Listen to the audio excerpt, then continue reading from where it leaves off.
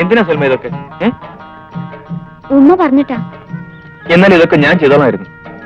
ഇന്നലെ പറഞ്ഞില്ലേ എന്റെ ഒക്കെയാണെന്ന്.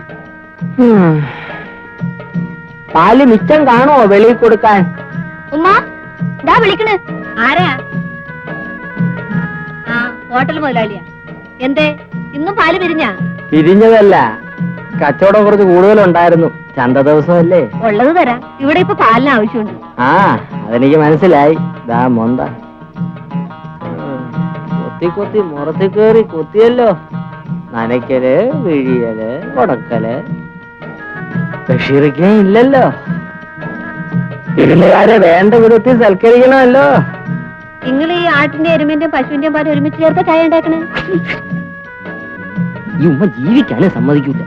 നിങ്ങൾ ജീവിക്കപ്പാ, ഞമ്മളൊന്നും പറയണില്ല. ഇത് 2 ചായക്കല്ലേ ഉള്ളൂ. ആ, അത്രേ അത്ര.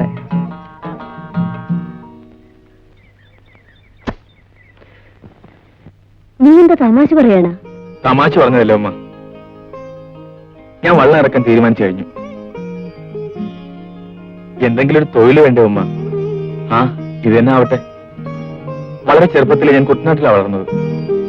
വള്ളം തുഴയാൻ എനിക്കും വശമുണ്ട്.